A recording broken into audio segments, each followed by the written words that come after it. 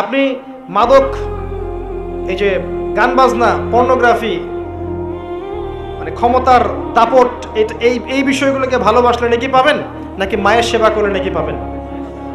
বৈধ ভালোবাসা, অবৈধ আসক্তি। এখন এই অবৈধ আসক্তিগুলোর মধ্যে একটা হচ্ছে হারাম মেয়েদের প্রতি ভালোবাসা, যেটা এখন এই মুসলিম সমাজের মহামারী বলা যায়। অন্য পয়েন্টসগুলো আজকে আমি বলার সময় পাচ্ছি না, এগুলো নিয়ে অনেকদিন বলেওছি, ইনশাল্লাহ আগামীতে বলবো। দুনিয়া, মাদক, অন্যান্য বিষয়গুলো পরে টাচ করবো ইনশাল্লাহ। আজকে যে বিষয়টা নিয়ে কথা বলার বেশি দরকার, যেহেতু আগামীতে একটা সময় আসছে যখন এই বিষয়টাকে নিয়ে মানুষ বেশি পাপে লিপ্ত হবে, এই জন্য বলছি। এটা হচ্ছে হারাম ভালোবাসা, আল্লাহ পাক বৈধ করেননি। এমনকি কথা বলার সময় আল্লাহ পাক বলেছেন একজন গায়রে মাহরাম মেয়ে যেন পর্দার আড়াল থেকে কথা বলে, কিছু চাইতে হলে যেন পর্দার আড়াল থেকে চায় এবং গলার ভয়েসটা যেন কর্কশ হয়। আল্লাহর লিমিটেশনগুলো দেখেন আর বাস্তবতা দেখেন। আল্লাহ পাকের লিমিটেশন হচ্ছে এরকম যে একজন মেয়ে যে আমার স্ত্রী নয়, তার সাথে আপনি ফোনে কথা বলতে পারবেন না, প্রেম আলাপ করতে পারবেন না, আপনি তার দিকে কামনার দৃষ্টিতে তাকাতে পারবেন না, আপনি তাকে স্পর্শ করতে পারবেন না, তার সাথে নির্জনে কোথাও সময় কাটাতে পারবেন না। আল্লাহর বাইন্ডিংসগুলো দেখেন। একজন নারীর সাথে ফোনে কথা বললেই কিন্তু সেক্সুয়াল সম্পর্ক হয় না, হয়। একজন গায়রে মাহরাম মেয়ের সাথে যদি আপনি বসে কফি খান, তাহলে কিন্তু যৌন সম্পর্ক স্থাপিত হয়নি, এখন হয়। তারপরেও আল্লাহ রাব্বুল আলামিন বলছেন ওয়ালা তাকরাবুজ জিনা, এটার নাম আল্লাহ দিয়েছেন জিনা, আর বলছেন করো না এমনটা নয়, বরং ধার কাছেও যেও না। মানে একটা সীমা রেখা দেয়া আছে, একটা মাঠ, এর চারপাশে একটা বাউন্ডারি দেয়া আছে, বাউন্ডারি পর্যন্ত। আল্লাহ বলছেন মাঠে ঢুকো না, এমনটা বলছেন না। আল্লাহ বলছেন মাঠের বাউন্ডারির কাছেও যেও না। কথা বুঝতে পারছেন? ফল খেও না, না ওয়ালা তাকরাবা হাদিহি শাজারা, এই গাছটার কাছেও যেও না। মিলাতে পারছি আমি, বুঝতে পারছি? আদম এবং হাওয়া আলাইহিস সালাম এই গাছের ফল খেও না, এমন কথা ছিল না। কথা ছিল এই গাছের কাছেও যেও না। একই কথা আল্লাহ বলছেন জেনা করো না নয়, ওয়ালা তাকরাবু জিনা, জেনার কাছেও যেও না। এখন এটা হচ্ছে আল্লাহর নিষেধাজ্ঞার একটা বাইন্ডিংস, লস, একটা পিলার, একটা বাউন্ডারি। আর আপনি বাস্তবতা দেখবেন ভিন্ন, যে গায়রে মাহরাম ছেলে মেয়ে এরা অ্যাডাল্ট, এদের যৌন চাহিদা আছে, সেক্সুয়াল চাহিদা আছে, একে অপরের সাথে কোনো মাহরামের সম্পর্ক নাই। এরা পড়াশোনার নামেই হোক, চাকরি বাকরির নামেই হোক, ভ্যালেন্টাইন্সের নামেই হোক, যে কোনো নামেই হোক, এরা একে অপরের সাথে মিলেমিশে একাকার।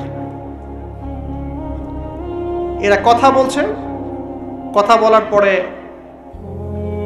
আরো কাছে যাচ্ছে, ভালোবাসার প্রণয় বিনিময় করছে, এক পর্যায়ে কফি খাচ্ছে, ডেটিংয়ে যাচ্ছে, ঘুরছে ফিরছে, এই করতে করতে করতে এক পর্যায়ে তারা হারাম জেনায় লিপ্ত হয়ে গেল, বিছানায় চলে গেল।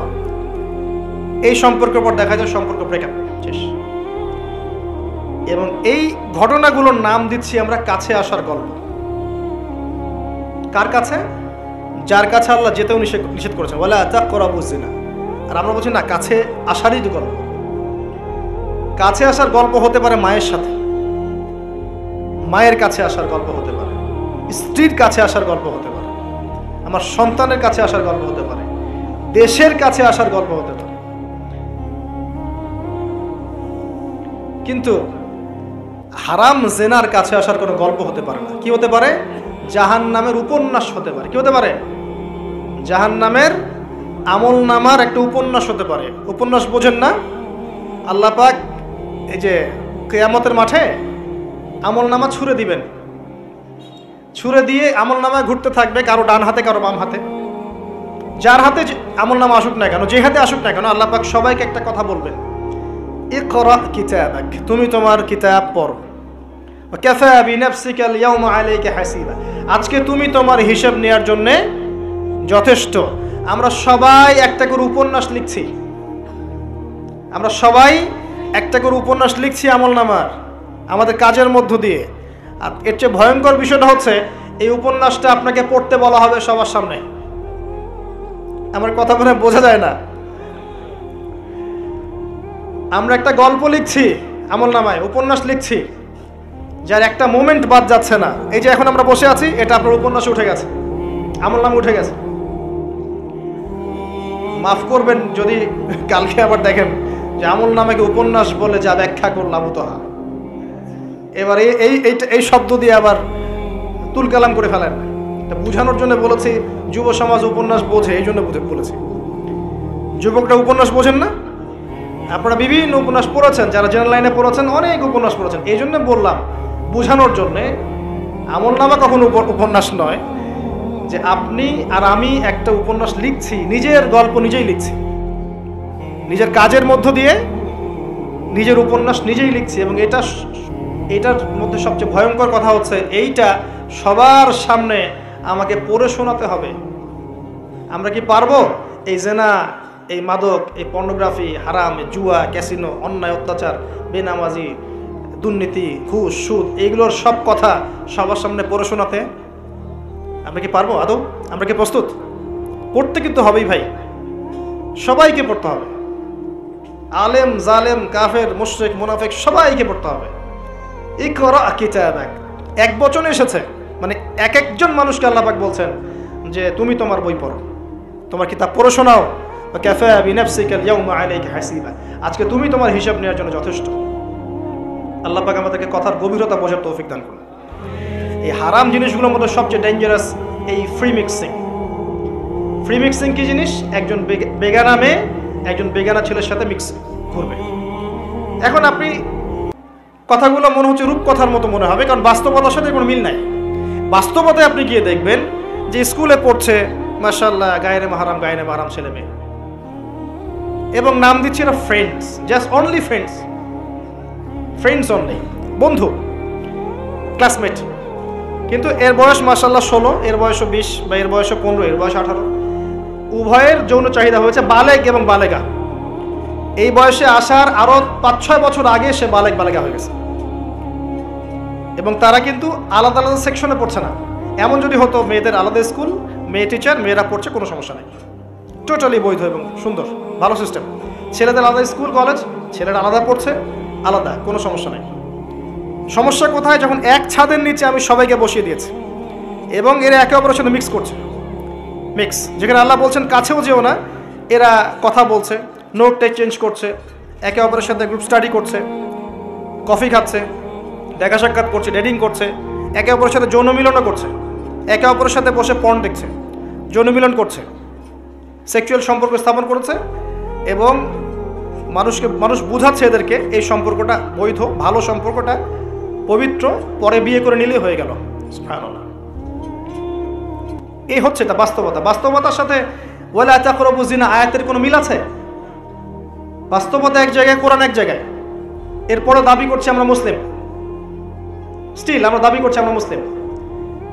এবং এই ফ্রি মিক্সিং এর ফলে শত শত যুবক যুবতীর ইজ্জত চলে গেছে।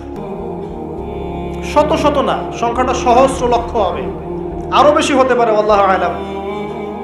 এগুলো তো প্রকাশ্য, গোপনে যে কত কি হচ্ছে আপনি তো জানেন না। যে সন্তান, যে মেয়েটাকে আপনি ছোট মনে করছেন, অলরেডি যে সে কতগুলো ছেলেকে এভাবে ছেলে বদল করতে করতে করতে করতে করতে করতে এই জায়গায় আসছে আপনি জানেনই না। যে ছেলেটাকে আপনি ছোট্ট মনে করছেন, এ যে কতগুলো গার্লফ্রেন্ড চেঞ্জ করতে করতে এই জায়গায় আসছে আপনি জানেন না। এবং এগুলোকে সে মনে করছে পবিত্র সম্পর্ক, কোনো সমস্যা নাই। কোনো কোনো ক্ষেত্রে দেখা যায় হিন্দু মুসলিম তারাও প্রেম করছে, বন্ধু বান্ধব, এবং তার কনসেপ্টটা হচ্ছে এমন যে সমস্যা নাই, পরে বিয়ে করে নিব, এটা চলছে। এবং এদেরকে আমরা উস্কে দিব এভাবে যে 14 ফেব্রুয়ারিতে তোমরা অবাধে মেলামেশা করতে পারো, কোনো সমস্যা নেই, বরং এটা হচ্ছে তোমাদের মত প্রকাশের স্বাধীনতা। এবং আমরা এটাও বুঝাবো ওদেরকে যে যারা এগুলোর বিরুদ্ধে বলবে তারা মৌলবাদী, তারা সমাজের উন্নতি, অগ্রগতি, প্রগতি চাচ্ছে না। তারা চাচ্ছে না তোমরা এগিয়ে যাও, বরং তারা তোমাদেরকে পিছিয়ে দিতে চাচ্ছে। কোথায় এগিয়ে নিচ্ছি আমরা এদেরকে? আমি জানি কোথায় নিচ্ছেন, এক্স্যাক্টলি বলতে পারবো কোথায় নিচ্ছেন।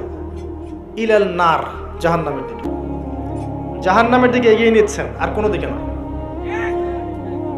আসেন, এই মিক্সিংটা এখানে শেষ হলো না। এরপরে যখন সে কলেজ লাইফে গেল, সেখানেও দেখবেন সেম দৃশ্য। একই অবস্থা। দেখা যায় কলেজে মাঝে মাঝে আন্দোলন হয় না? আন্দোলনে দেখবেন যে ছেলে মেয়ে একসাথে, ছেলের কাঁধে মেয়ের কোলের মধ্যে ছেলে মাথা দিয়ে স্লোগান দিচ্ছে। জীবনে পড়েছে, অর্থ বুঝেছে, বা 10টা-20টা সূরা মুখস্থ করেছে, খুঁজে বের করেন। 20-30 বছর পড়াশোনা করেও দেখবেন ওযুর ফরজ কয়টা জানে না, নামাজের ফরজ কয়টা জানে না, যাকাতের নিসাব বলতে পারবে না। জিজ্ঞাসা করেন এখন আরবি কোন মাস চলছে, বলতে পারবে না। কোনো সম্পর্কই নাই দিনের সাথে। সম্পর্ক এতটুকু, জুমার দিনে যেতে হয়, মসজিদে যাই, ইমাম সাহেব আরবি দিয়ে জানে কি বলে, শুনি, 2 রাকাত নামাজ পড়ে খোরমা দেয়, নিয়ে চলে আসি। সমস্যাটা এরকম সংস্কৃতি। তো কোরআন কেন্দ্রিক চিন্তা করেন। আবার দেখেন যারা কোরআন আমরা টুকটাক বুঝি ভাঙাচোরা, আমরা আবার কোরআনের আদেশ এবং নিষেধ কতটুকু মেনে চলি, এটা একটা বড় বিষয়। যারা আমরা কোরআন হাদিস কিছুটা বুঝি, তারা আবার কোরআনের আদেশ মানে কিনা, নিষেধ বর্জন করে কিনা, এটা আরেকটা বড় বিষয়। বাস্তবতা এমন,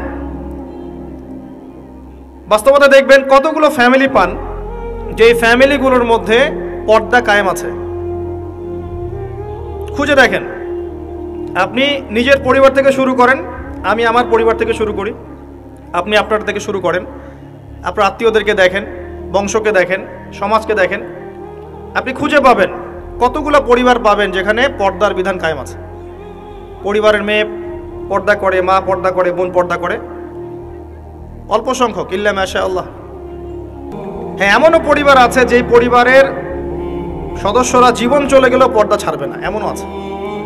এমনও পরিবার আছে পরিবারের প্রত্যেক সদস্য আলেম।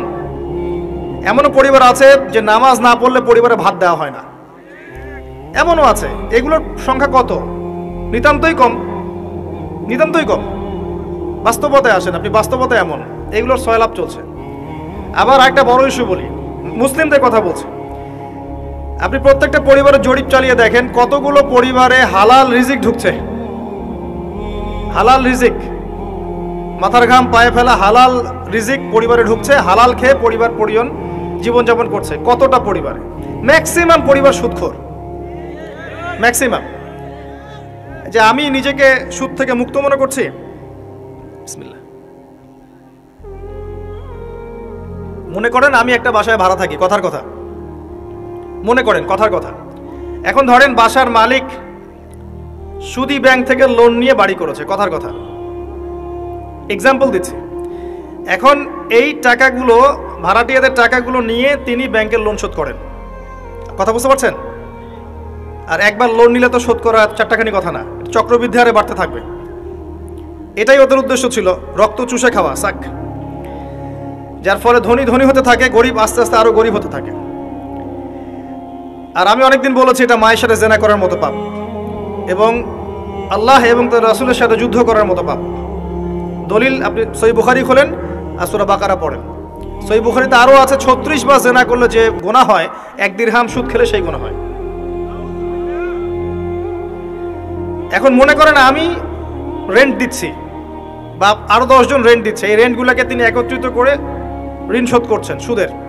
ইনডাইরেক্টলি, পরোক্ষভাবে আমি নিজেও সুদের সাথে সম্পৃক্ত হয়ে গেলাম। আমি কি বুঝাতে পারছি? যারা এগুলো থেকে সম্পূর্ণ পবিত্র থাকতে চাবে তাদের গায়েও সুদের ছিটাফোঁটা এসে লাগবে। এটা সেই আখিরুজ্জামান, এটা ওই যুগ না।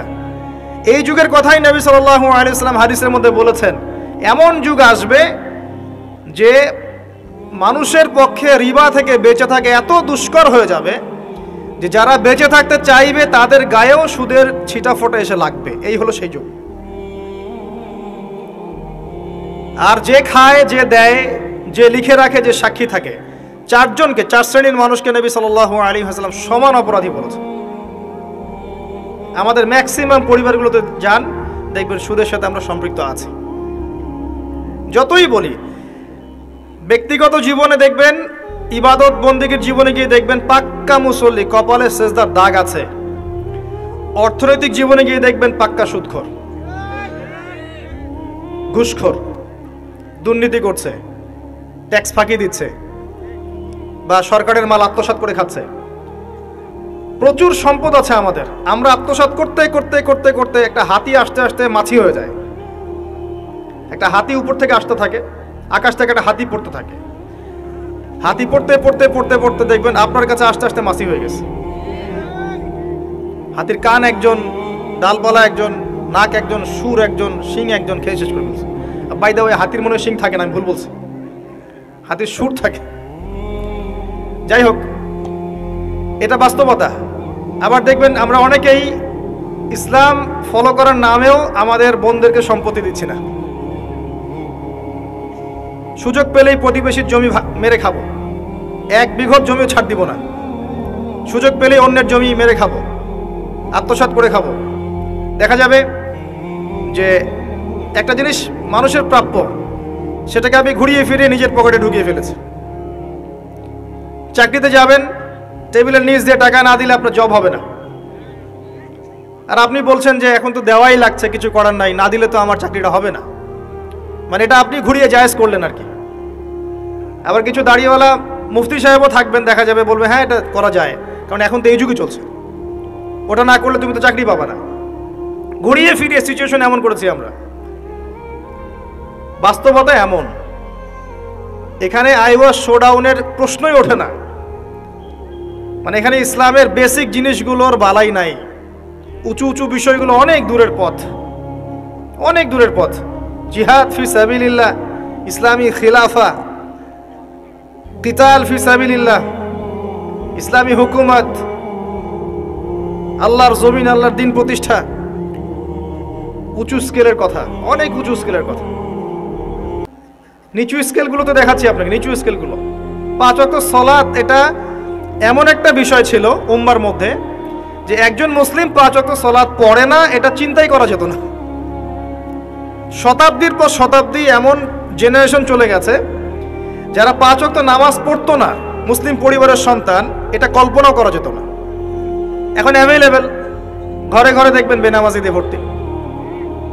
মুসলিম মেয়েরা পর্দা করবে না, এটা কল্পনাও করা যেত না। এখন ঘরে ঘরে দেখবেন জিন্স আর গেঞ্জি,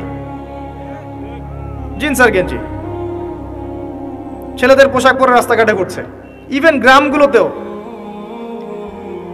গ্রামে অনেক সময় এমন এমন দৃশ্য দেখা গেছে চোখে, দেখে আমরা মনে করতেছি আমরা কি ঢাকা শহরে আছি নাকি, নাকি নিউ ইয়র্ক। আবার গ্রামের মেয়েরা আবার অত্যাধুনিক,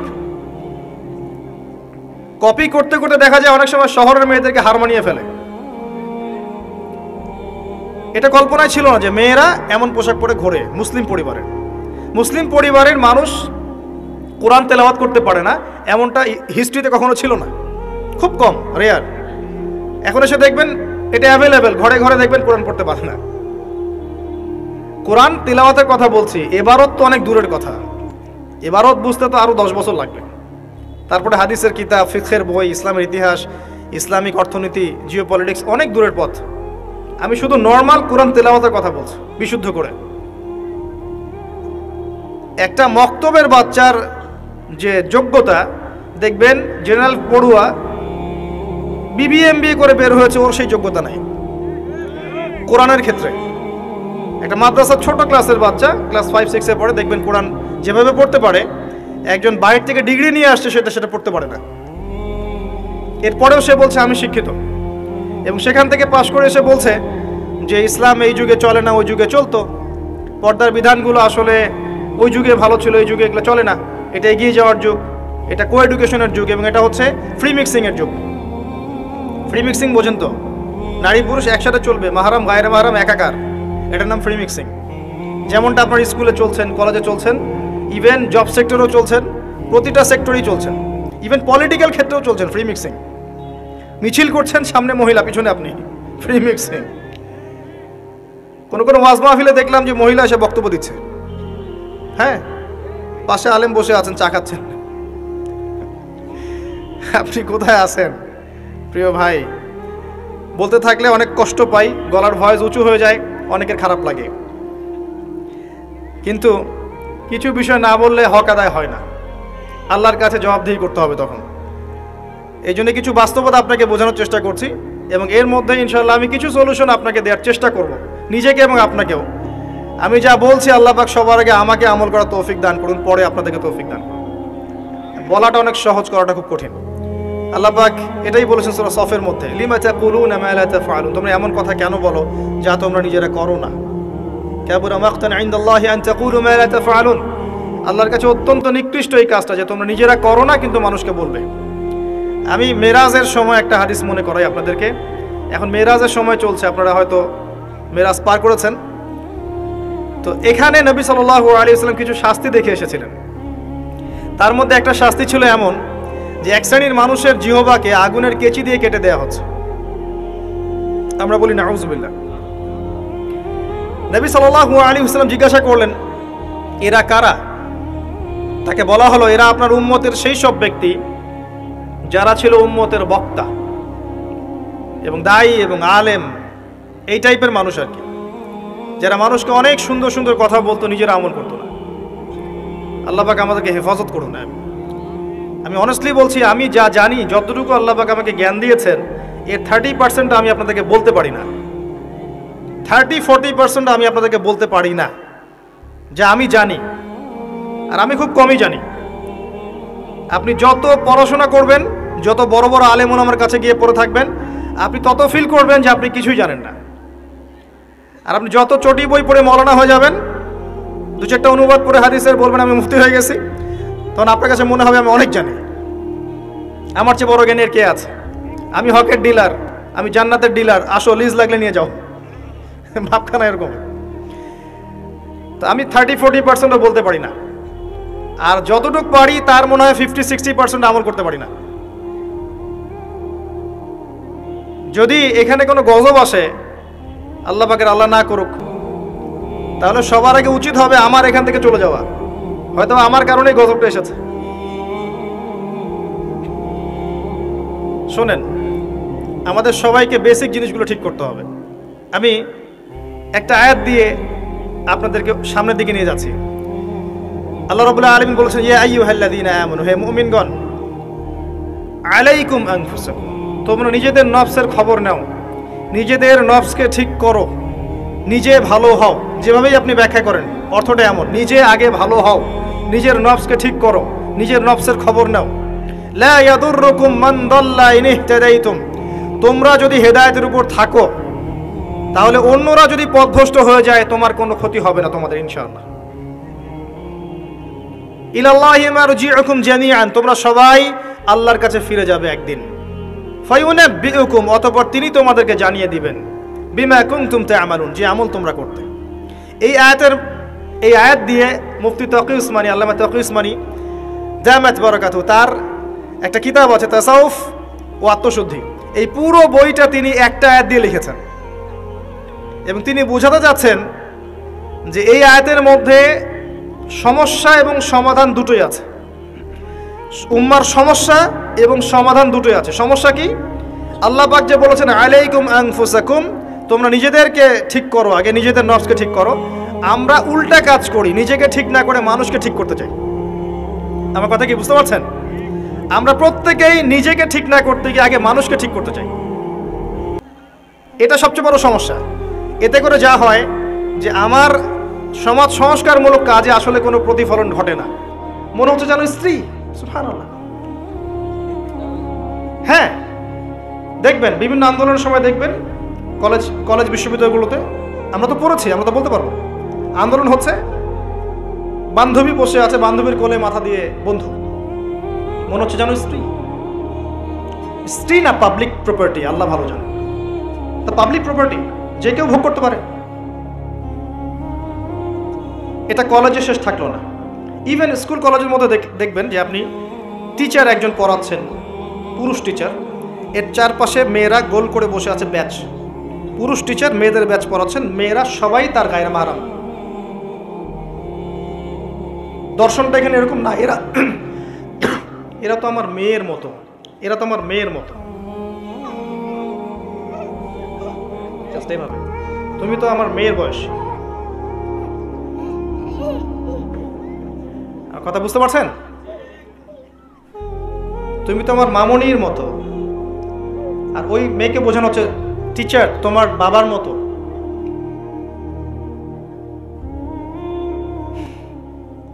একটা পুরুষ টিচার, চারপাশে মহিলা, মেয়েরা বসে আছে, সবাই অ্যাডাল্ট, সবার সাথে তার বিয়ে জায়েজ, সবার সাথে তার বিয়ে শরীয়ত সম্মতভাবে জায়েজ।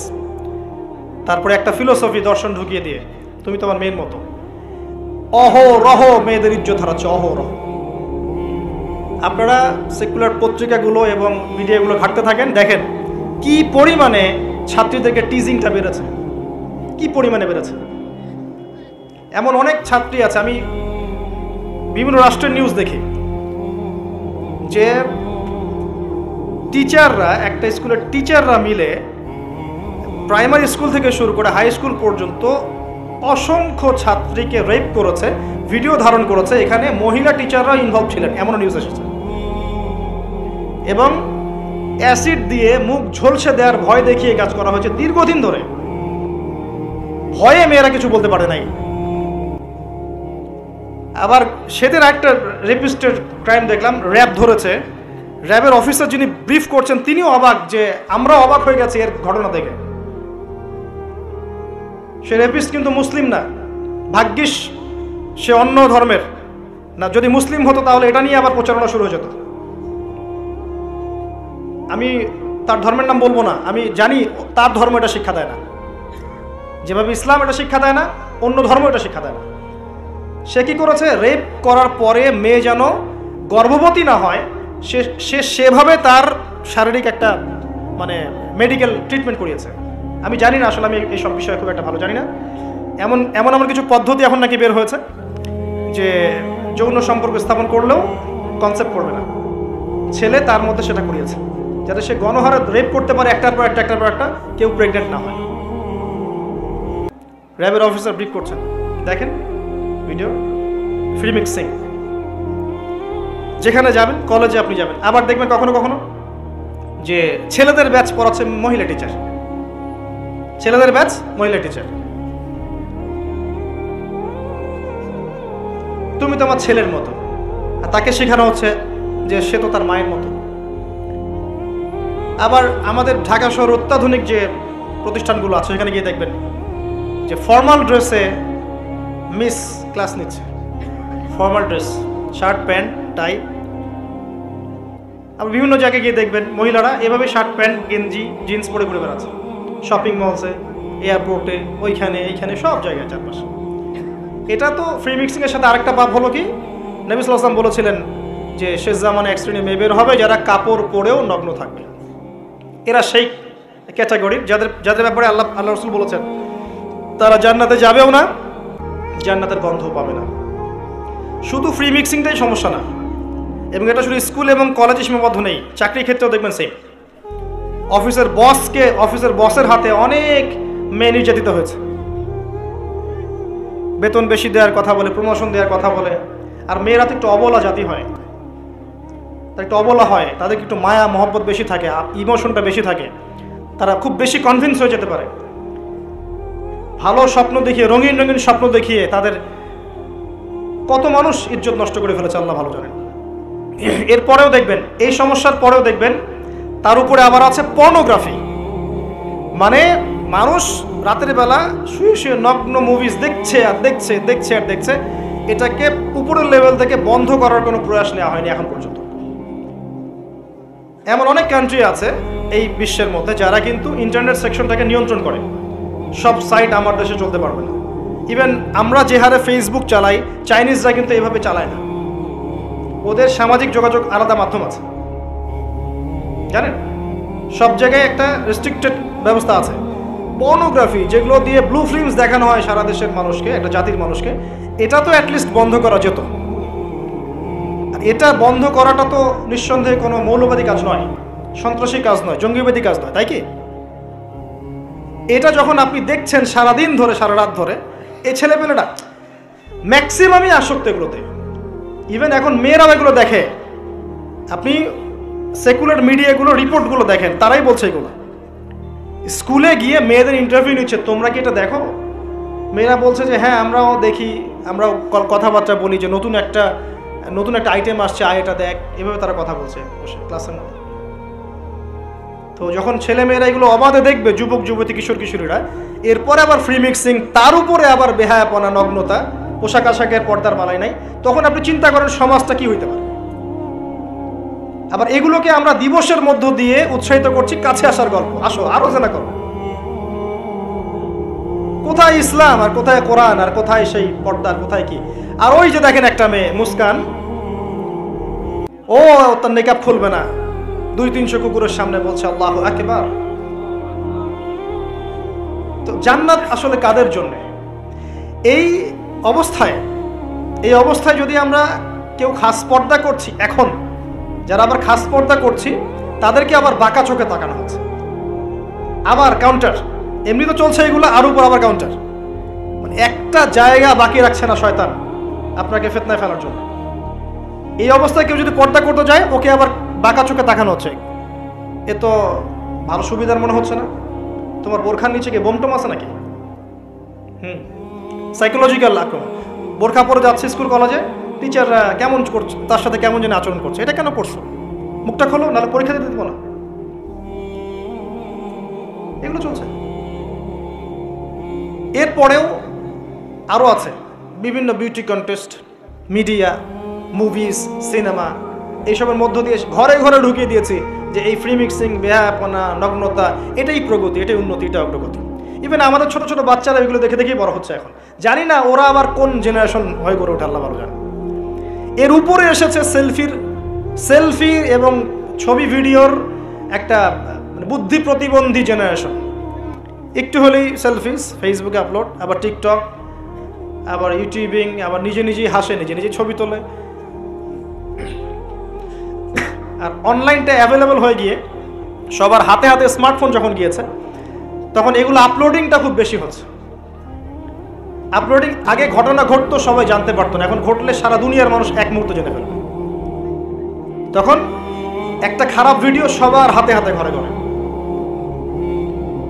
এবার এই হারাম ভালোবাসা, এটা ভালোবাসা বলার অপরাধ হবে, এই হারাম প্রবৃত্তির এই নগ্ন দাসত্ব, এই দাসত্বটাকে ভালোবাসার নাম দিয়ে আল্লাহর নাজিলকৃত পবিত্র ভালোবাসাকে চ্যালেঞ্জ করা হয়েছে। এবং বিভিন্ন মানুষ, সমাজের বিভিন্ন শ্রেণীর মানুষকে এই হারামের দিকে ধাবিত করা হয়েছে, যাতে সবাই জান্নাতের কাছে না বরং জাহান্নামের কাছে আসতে পারে। এই হলো অবস্থা। এখন এই অবস্থায় আল্লাহ রাব্বুল আলামিন মুমিনদের জন্য সলিউশন দিয়েছেন সূরা নূরের মধ্যে। কুল লিল মুমিনিন ইয়াগুদ্দুনা মিন আবসারিহিম ওয়া ইয়াহফাযু ফুরুজাহুম। এটা পড়ে আছে আপনার কোরআনে। মুমিন পুরুষদেরকে আপনি বলুন, হে নবী, তারা যেন চক্ষু নিচু রাখে এবং তাদের লজ্জাস্থানের হেফাজত করে। মুমিন নারীদেরকে আপনি বলুন যেন তারা তাদের লজ্জাস্থানের হেফাজত করে, চোখ নিচে রাখে এবং তারা এই মানুষদের ছাড়া অন্য কারোর সামনে যেন না যায় এবং জিনাত, হিজাব তারা যেন অবলম্বন করে। এটা আল্লাহর আদেশ। Only Quran, only hadith and only Islam can solve this problem. কোরআন, সুন্নাহ এবং ইসলাম ছাড়া কেউ এই সমস্যা সলভ করতে পারবে না। এখানকার সলিউশন এগুলা। প্রথমত তারবিয়াত দিতে হবে ছোট থেকেই, তার উপরে নিয়মিত ইমানের চর্চায় রাখতে হবে, তার উপরে ছেলে মেয়েদেরকে পর্দা বোঝাতে হবে, ছোট থেকেই মেয়েদেরকে পর্দায় রাখতে হবে। তারপরেও যদি বড় হয়ে এদের মধ্যে খারাপ চিন্তা আসে, চোখ নিচু করতে হবে। যেগুলো অশ্লীল সেগুলোর ধার কাছে যাওয়া যাবে না। দ্রুত এদের বিয়ের ব্যবস্থা করতে হবে যাতে ওরা পবিত্র লাইফ লিড করতে পারে। তারপরে দেখবেন আস্তে আস্তে কিছুটা হলেও, 100% না হলেও কিছুটা হলেও আপনি ফিতনা থেকে দূরে রাখতে পারবেন। আর যত বেশি এই ভোগবাদী, বস্তুবাদী, এই পশ্চিমাদের ধাঁচে আপনি সন্তানকে গড়ে তুলবেন, কাছে আসার নাম দিয়ে জেনা করাবেন, ফ্রি মিক্সিংয়ে নেবেন, পর্নোগ্রাফিকে অবাধ লাইসেন্স দিয়ে দিবেন, মাদকাসক্ত ওই যুব সমাজকে ফেরানোর কোনো পথ পদ্ধতি অবলম্বন করবেন না, হিজাবের প্রতিবন্ধকতা করবেন, তত বেশি সমাজ আস্তে আস্তে আস্তে আস্তে অধঃপতন, অতল তলে যেতে থাকবে। এবং এরপর কি হবে সেটাও বলে দিচ্ছি, এটাও হাদিস থেকেই বলছি। সেটা হচ্ছে এরপরে বাড়বে সমকামিতা। কি বাড়বে? অশ্লীলতা সয়লাভ হতে হতে হতে হতে এমন একটা পর্যায়ে যাবে, বেশিরভাগ মানুষই যাবে আল্লাহর বান্দারা বাদ দিয়ে,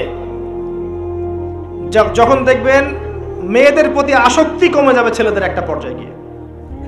এবং ছেলে ছেলের সাথে জেনা করা শুরু করবে, যেটা শুরু হয়ে গেছে বিগত 20-30-40 বছর থেকে দেশেও, এবং সমকামীদের সংগঠন পর্যন্ত আছে দেশে।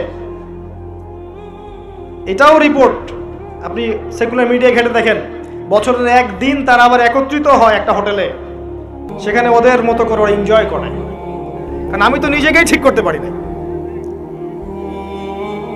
এবং সলিউশনটাও এখানে হচ্ছে এই যে আগে নিজের জান বাঁচাতে হবে। কু আনফুসাকুম, নিজে আগে জাহান্নামের আগুন থেকে বাঁচো, ওয়া আহলিকুম নারা, তারপর পরিবার বর্গকে বাঁচাও। ইয়া আইয়ুহাল্লাযীনা আমানু, হে মুমিনগণ, ইত্তাকুল্লাহ হাক্কা তুকাতিহ, আল্লাহকে ভয় করো, ভয় করার মতো ভয় করো। ওয়ালা তামুতুন্না ইল্লা ওয়া আনতুম মুসলিমুন, পরিপূর্ণ মুসলিম না হয়ে তোমরা মৃত্যুবরণ করো না। নিজেকে আগে মুসলিম হতে হবে, নিজেকে আগে মুমিন হতে হবে, নিজেকে আগে নিজের নফসকে ঠিক করতে হবে, তারপর অন্যকে কথা। এরপর পরিবার। নিজেকে ঠিক করার জন্য কি কি দরকার আসেন, বাস্তবতায় আসেন। নিজেকে ঠিক করার জন্য প্রথমে দরকার জ্ঞান অর্জন। কি দরকার ভাই?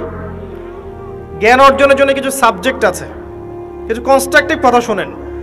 সাবজেক্ট আছে, আপনাকে আগে আল কোরআন পড়তে হবে 1 নাম্বার, 2 নাম্বার আপনাকে হাদিস পড়তে হবে, 3 নাম্বার আপনাকে ফিকহ পড়তে হবে, 4 নাম্বার আপনাকে ইসলামের হিস্ট্রি পড়তে হবে, ইতিহাস, 5 নাম্বার ইসলামের অর্থনীতি পড়তে হবে, 6 নাম্বার ইসলামিক ফিলোসফি পড়বেন, 7 নাম্বার রাসূল সাল্লাল্লাহু আলাইহি ওয়াসাল্লামের জীবনী পড়বেন, সাহাবায়ে কেরামদের জীবনী পড়বেন, 8 নাম্বার শিখবেন। এরকম কিছু সাবজেক্ট। জিওপলিটিক্স পড়বেন। এর পাশাপাশি জেনারেল লাইনে যা যা পড়ছেন এগুলো পড়েন, কোনো সমস্যা নেই। কিছু সাবজেক্ট আছে, জ্ঞান অর্জন করেন। আর এই জ্ঞান আল্লাহর পক্ষ থেকে আসবে। বই পড়লেই যে সবাই জ্ঞানী হয়ে যাবে এমনটা নয়, এটা ভুল ধারণা যে বই পড়লেই, একটা বই শেষ করলাম আরেকটা ধরলাম, আরেকটা শেষ করলাম আরেকটা ধরলাম, এতে আমি জ্ঞানী হয়ে যাব, এটা একটা ভুল কনসেপ্ট। সবসময় মনে রাখবেন ভাই, জ্ঞান আল্লাহর পক্ষ থেকে আসে। জ্ঞান আপনি হাজারো চেষ্টা করলেও ওই বিষয়ের বুঝ আপনার ভিতরে নাও আসতে পারে। আল্লাহ বলেছেন ওয়াকুলিল হাক্কু মির রাব্বিকুম, হক সেটাই যেটা তোমার রবের পক্ষ থেকে নাজিল হয়। জ্ঞান সেটাই যা তোমার রবের পক্ষ থেকে নাজিল হয়। ফামান শাআ ফালইউমিন, যার ইচ্ছা হয় সে ঈমান নিয়ে আসুক, ওয়ামান শাআ ফালইয়াকফুর, যার ইচ্ছা হয় সে অস্বীকার করুক। ইন্না আ'তাদনা লিযালিমিনা নারান, আমি জালেমদের জন্য আগুন প্রস্তুত করে রেখেছি। জ্ঞান আল্লাহর পক্ষ থেকে আসে, তবে একটা সিস্টেম আছে। এই সাবজেক্টগুলো পড়তে হবে, পড়ে ওলামায়ে কেরামের কাছে গিয়ে বুঝতে হবে। একা একা বোঝা যাবে না। একা একা বুঝতে গেলে আপনি বিভ্রান্ত হয়ে যেতে পারেন। এখানেই সোহবতের প্রশ্নটা আসবে যে আপনাকে হকপন্থী আলেম ওলামার সাথে থাকতে হবে।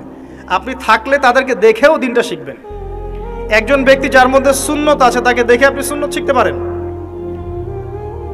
দেখবেন আমরা যারা স্কুল কলেজ বিশ্ববিদ্যালয়ে পড়াশোনা করেছি, আমাদের অনেক টিচার ছিল, ফেভারিট টিচার, পছন্দের টিচার। আমরা ওদেরকে কপি করতাম। তাদের চিন্তা, তাদের চেতনা, তাদের চলাফেরা, ওঠা বসা, পোশাক আশাক আপনার মধ্যে ঢুকে গেছে, ঢুকে নাই? তারা দীর্ঘদিন আপনাদেরকে পড়িয়েছেন, দর্শন শিখিয়েছেন, ফিলোসফি শিখিয়েছেন, ভালো মন্দ ডিল করতে শিখিয়েছেন। পরে তাদের বুঝে আপনি জগৎকে বুঝেছেন। আমার কথা কি বোঝা যায়? ওস্তাদ এমন একটা জিনিস। একইভাবে যদি আপনি হকপন্থী ওলামায়ে কেরামের কাছে থাকেন, তাদেরকে দেখেন, তাদের সোহবতে যান, পড়াশোনা করেন, আপনি তাদের কাছ থেকেও দেখে অনেক কিছু শিখতে পারবেন। আর এভাবেই সাহাবায়ে কেরাম রাদিয়াল্লাহু আনহুম আজমাইন নবী সাল্লাল্লাহু আলাইহি ওয়াসাল্লামকে দেখে দিন শিখেছিলেন। তারা কিন্তু বাসায় গিয়ে বই পড়ে দিন শিখেন নাই। আমার কথা কি বুঝেন? তারা কিন্তু বাসায় গিয়ে বই পড়ে দিন শেখেন নাই। এখন আমরা কতজন আলেম ওলামার কাছে যেতে চাই? যেতেই চাই না। বইপত্র অ্যাভেলেবেল, বাসায় পড়বো, জ্ঞানী হয়ে যাবো, তাই না? আবার মাশাআল্লাহ দেখা যায় অল্প কিছুদিন পড়াশোনা করে এটা সহি, এটা জয়ীফ, এটা জাল, এটা মাউজু, এটা অমুক, এটা তমুক, এগুলো ফতোয়া শুরু করে দেয়। অথচ সহি জয়ীফের খবরই জানে না সে, কোনটা সহি হয় কোনটা জয়ীফ হয়। তো বাস্তবতা কঠিন। প্র্যাকটিক্যালি আপনাকে জ্ঞান অর্জন করতে হবে আগে। 2 নাম্বার হচ্ছে জ্ঞান অনুযায়ী আমল। জ্ঞান অনুযায়ী আমল খুব ইম্পর্টেন্ট। এর জন্য একটা ফর্মুলা বলছি, অনলি একটা। আপনি আপনার জীবনের প্রতিটা কাজ রাসূলুল্লাহ সাল্লাল্লাহু আলাইহি ওয়াসাল্লামের সুন্নাহ মতো করার চেষ্টা করেন। পারবেন? পারা যাবে ইনশাআল্লাহ।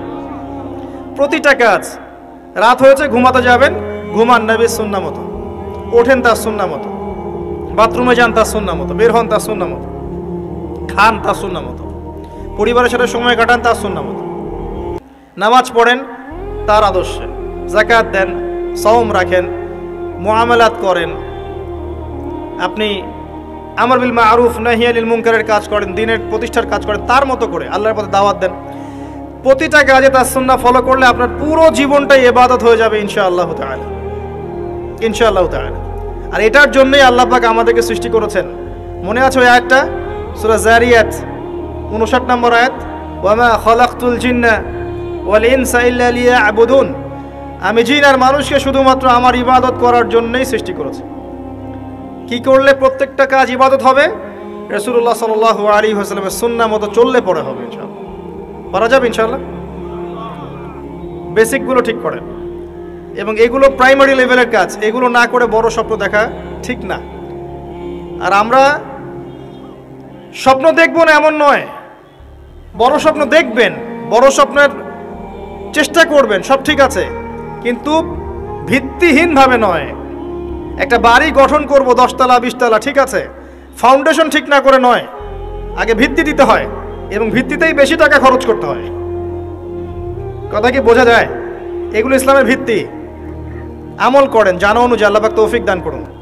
আর সামনে একটা সিজন আসছে আমলের, আল্লাহ পাক যেন আমাদের সবাইকে সেই রমাজান পর্যন্ত পৌঁছে দেন, আল্লাহুম্মা আমিন। এবং সেখানে বেশি বেশি আমল করে গুনাহ মাফ করিয়ে নেওয়ার তৌফিক দান করেন, আমিন। রমাজান হবে আমাদের সবচেয়ে সৌভাগ্যের সময় ইনশাআল্লাহ। এখানে আমাদের যত পাপ, এর জন্য আল্লাহর কাছে কান্নাকাটি করতে হবে। এখানে কিছু কথা বলি, আমি যদিও বলেছি আগের লেকচারগুলোতে, রমজানের আগেই রমজানের পরিকল্পনা করে ফেলতে হয়। আপনার নামাজের টার্গেট করে নেন, ইভেন জীবনে কত রাকাত নামাজ কাজা করেছেন হিসাব করে নেন, চেষ্টা করেন কাজাগুলো আদায় করার জন্যে। যদিও বা খালেস তওবা করলে আল্লাহ মাফ করে দিতে পারেন, তারপরে অনেক স্কলার বলেছেন যদি কেউ আদায় করতে চায় সে করতে পারে, আল্লাহ খুশি হবেন ইনশাআল্লাহ। হিসাব করে দেখেন, আপনার 10 বছরের নামাজ কাজা আছে, 15 বছর 20 বছরের নামাজ কাজা আছে, কি করবো এগুলো নামাজের? আল্লাহর কাছে মাফ চাবো, ইনশাআল্লাহ আল্লাহ মাফ করে দিবেন, এটা একটা অপশন। যদি না করেন, এই নামাজগুলোর কাফারা কে দিবে? এই নামাজগুলো কি টাকা পয়সা হিসাব করে হুজুরকে খাওয়ালে হবে? এখন এক নতুন একটা সুন্নত বের হয়েছে, মানুষ মারা গেলে হুজুরকে ডেকে বলে আমার আব্বা 10 বছর নামাজ পড়ে নাই, হুজুর কত টাকা দিলে নামাজগুলো কাজা হবে? হুজুরও বলে হ্যাঁ, প্রত্যেক নামাজের জন্য যদি 500 করে দেন, আমি ওয়াক্ত ওয়াক্ত হিসাব করে পড়ে দিব। তো এদিকে দুই দিক থেকে তার লাভ, সে অর্থ পেল, নামাজ পড়লো, তার নিজের নেকি হলো, তার বাবার কিছুই হলো না। তো এভাবে কি হবে? আদায় করতে হবে। আরেকটা সহজ বুদ্ধি আছে, একটা না দুইটা, আল্লাহ পাক আমাদেরকে তৌফিক দান করুন। জামাতে নামাজ পড়া। যখন আপনি জামাতে এক ওয়াক্ত নামাজ পড়ছেন, আপনি 25 বা 27 ওয়াক্তের নেকি পাচ্ছেন। এখানে আপনি ক্যালকুলেশন মিলাতে পারবেন। একটা হচ্ছে বেশি বেশি নফল নামাজ পড়া, ফরজের ঘাটতিগুলো আল্লাহ পাক নফল দিয়ে পূরণ করবেন ইনশাআল্লাহ। আরেকটা অপশন আছে ওমরা করা। কেন বললাম ওমরা করা? ওমরা করতে গেলে আপনি কাবা ঘরে হারামে নামাজ পড়বেন, আবার যদি আপনি মদিনা জিয়ারত করতে যান সেখানেও কিন্তু নববীতে নামাজ পড়বেন। সেখানে 1 রাকাত নামাজ পড়লে আপনি 1000 রাকাতের নেকি পাচ্ছেন, নাকি ভাই ঠিক বলছি না? 1 রাকাতে, নববীতে 1 রাকাতে 1000 না 50,000, দুটো হাদিস আছে। যাই হোক, অনেক বেশি নাকি হবে। আর হারামে 1 লাখ, হারামে 1 রাকাত পড়লে 1 লক্ষ নাকি হবে। তো ওখানে হারামে যদি আমি 2 রাকাত নামাজ পড়ি বা একটা ফরজ পড়ি, তাহলে 1 লাখ ফরজ হচ্ছে। কথা কি বুঝতে পারছেন? এটা একটা অপশন কাফারা দেয়ার। আল্লাহ পাক আমাদেরকে তৌফিক দান করুন, আমিন। তো নিজের আমল নামার হিসেব করতে হবে। ঠান্ডা মাথায় রাত্রেবেলা ঘুমানোর আগে চিন্তা করেন, ওয়াল্লাহি আমি চিন্তা করছি এটা, ওয়াল্লাহি চিন্তা করেন আপনার জীবনে যখন থেকে আপনার ভালো মন্দ বোঝার ক্ষমতা হয়েছে, ঠান্ডা মাথায় রিকল করার চেষ্টা করেন আপনার মেমোরিকে, যে আপনি কি কি বড় বড় পাপ করেছেন। পারা যাবে? একটা খাতা নেন সামনে, নিয়ে লিখেন যে আমি 10টা বান্ধবীর সাথে প্রেম করেছি, বড় পাপ তো জেনা। আমি মদ খেয়েছি বন্ধুদের সাথে, আমি গুন্ডাগিরি করেছি, একজনের হাতে রক কেটে দিয়েছি, পায়ে রক কেটে দিয়েছি, আছে না এগুলো আমল নামে মানুষের? আমি রিলিফের মাল মেরে খেয়েছি, আমি বোনের সম্পত্তি অধিকার দেইনি, পিতা মাতাকে আমি বৃদ্ধাশ্রমে পাঠিয়েছি, আমি এটা করেছি ওটা করেছি, হিসাব করা যাবে না? এগুলো তো করেছি আর করি নাই। আমি নামাজ পড়ি নাই এতদিন এত ওয়াক্ত, আমি যাকাত দেই নাই, আমি রোজা রাখি নাই, পারা যাবে না? আমরা না করলে কি হবে? লেখা আছে না, দেখানো হবে না? সে ব্যক্তি বুদ্ধিমান যে নিজের হিসাব নিজে নিয়ে নিল দুনিয়ায়। এই জায়গায় আসেন, নিজের হিসাব নিজে নিয়ে নেন দুনিয়ায়। এবার আপনি দেখবেন যে আপনার আমার পাপগুলো দুই ভাগে বিভক্ত। একটা হচ্ছে আল্লাহর সাথে জড়িত, আর একটা মানুষের সাথে জড়িত। আল্লাহর সাথে যেগুলো জড়িত, ইনশাআল্লাহ 2 রাকাত নামাজ, অনলি 2 রাকাত নামাজ, ওযু করে এসে মুখলেসভাবে আদায় করে চোখের পানি ফেলে দিয়ে শেষ রাতে আল্লাহকে বলা, আল্লাহ আমি এই পাপ করেছি, আল্লাহ আমাকে মাফ করে দাও। আল্লাহ রাব্বুল আলামিনের জন্য এটা মুহূর্তের ব্যাপার, আপনার সমস্ত পাপকে আল্লাহ পাক নেকি দিয়ে পরিবর্তন করে দিবেন ইনশাআল্লাহ।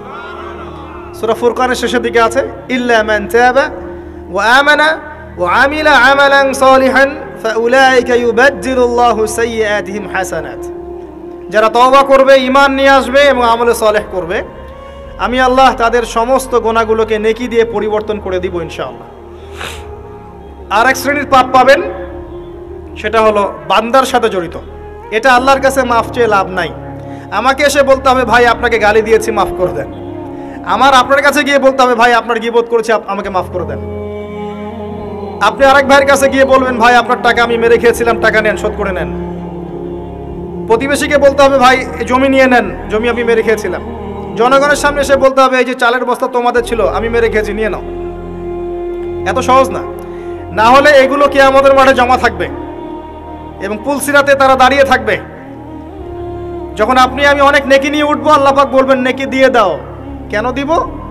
কারণ অমুককে গালি দিয়েছো, অমুকের টাকা নিয়েছো, ফেরত দাওনি, অমুকের কাছ থেকে অমুককে অপবাদ দিয়েছো, অমুকের সম্পত্তি মেরে খেয়েছো, অমুকের জমি মেরে খেয়েছো, ইত্যাদি ইত্যাদি। এখন তোমার নেকি দিয়ে ওদেরকে শোধ করো। তোমার আমল নামা থেকে নেকি সব চলে যাবে, আর ওর আমল নামা থেকে গুনাহ আপনার আমল নামায় চলে আসবে। বলেন নাউযুবিল্লাহ। আল্লাহ পাক পরকালে আমাদেরকে যেন বান্দার সাথে জড়িত হক নিয়ে না ওঠান, আমিন। একটা দোয়া করতে পারেন, আল্লাহুম্মা কফিনি বিহালালিকা আন হারামিক ওয়া আগনিনি বিফদলিকা আম্মান সিওয়াক। আশা করা যায় আল্লাহ পাক আপনার দুনিয়ার ঋণ দুনিয়ায় শোধ করে দিবেন ইনশাআল্লাহ। কি দোয়া বললাম? আল্লাহুম্মা কফিনি বিহালালিকা আন হারামিক ওয়া আগনিনি বিফদলিকা আম্মান সিওয়াক। হিসনুল মুসলিম বইটা পড়েন, পাবেন ইনশাআল্লাহ। তো যেটা বলছিলাম প্রিয় ভাইয়েরা, সামনে সিজন আছে, আমল নামা হিসেব করে নেন, রমাদান মাসটাকে কাজে লাগান। নবী সাল্লাল্লাহু আলাইহি ওয়াসাল্লাম বলেছেন, সেই ব্যক্তির জন্য ধ্বংস যে রমজান মাসকে পেল, রমজানকে পেয়েও তার গুনাহ মাফ করাতে পারলো না। নবীর নাম শুনে আমরা কেউ দরুদ পড়লাম না।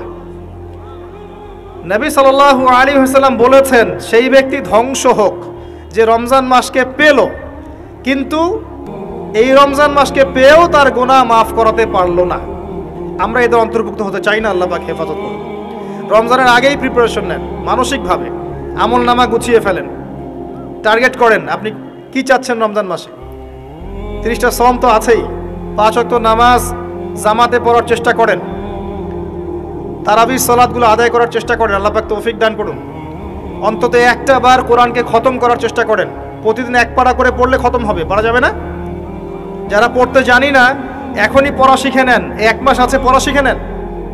রমজান মাসে মসজিদ ভিত্তিক কোরআন শিক্ষার তালিম এবং কোর্স চালু করেন, মানুষকে কোরআন শিখান।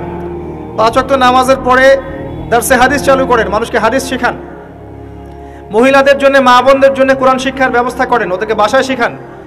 রমজান মাসে বাজারে বেশি যাবেন না, বেশি আড্ডাবাজি করতে বসবেন না, 3-4 জন মিলে এক জায়গায় আড্ডা মারতে বসবেন না, দিনই আলোচনা ছাড়া। বসলেই গীবত হবে, রোজা নষ্ট হয়ে যাবে। মানুষের সাথে কম মিশেন রমজান মাসে। যত বেশি মানুষের সাথে মিশবেন, তত বেশি গীবত তহমত করতে হবে, তত বেশি অন্যের সমালোচনা লিখতে হবেন।